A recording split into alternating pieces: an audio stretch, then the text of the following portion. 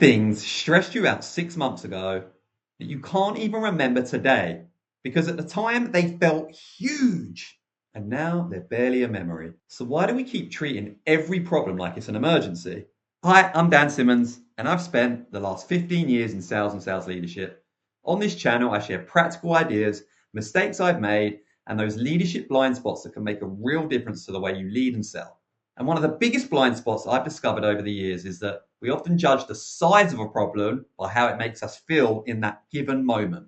I've done it countless times, right? A deal falls through, a customer complains, someone starts to question one of the decisions you've made. How about a project just doesn't go to plan?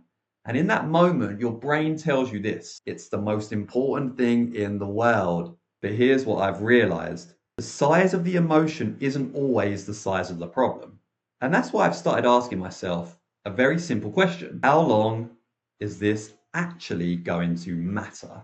Is it 5 minutes, 5 hours, perhaps 5 days? Go even further. What about 5 weeks, 5 months, or even 5 years? Because every problem sits somewhere on that timeline, okay? And the mistake we make is assuming that every problem belongs at the front end of it.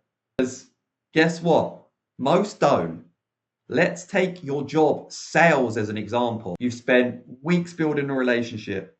You've had some great conversations with the customer. Everything is pointing towards the deal getting signed on that dotted line. And then the customer decides to not move forward. Very disappointing. Of course it is. It's painful. But ask yourself, is this actually going to matter in 5 weeks or 5 months? Maybe. Is it going to matter in 5 years? Probably not. But how you respond to those setbacks, what you learn from those scenarios, and how quickly you figure out how to move on, those are the things that shape your career far more than the deal itself. The same thing happens in leadership. A team member disagrees with you.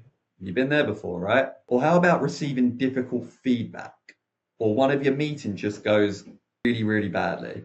It's very easy to convince yourself that you've got a big problem. And guess what? Look, sometimes you have, but more often than not, you've just had a very difficult day. And guess what? Those are two very different things. I found the best leaders don't rush to make every problem bigger than it is, but instead they take a step back, they zoom out, they ask themselves a very simple question: how long is this going to matter for? How long is this going to matter for? Because perspective changes everything. Helps you decide what deserves your energy and where to put your attention, and what actually deserves to be tucked away and left behind. One thing I've learned over the years is this: the best leaders don't just solve their problems, right? They're looking to size them and prioritize them accordingly. So here's my challenge for you. Think about the biggest problem that you're facing today and ask yourself this question: will it matter in 5 minutes, 5 hours, 5 days? And the idea is you keep asking this until you get to that answer. 5 weeks, 5 months, or 5 years, right? And you might find the problem hasn't changed at all. Your perspective has. If you found this useful, I'd love to know your answer in the comments to this below question. What's one problem you've looked back on and realized wasn't nearly as big as it felt at the time? Read every comment. Your feedback genuinely shapes the way we create content here on the channel. So if you're enjoying these practical ideas and leadership frameworks, we'd really appreciate it if you give the video a like, subscribe, and all that jazz so you don't miss out on future videos. Let's go.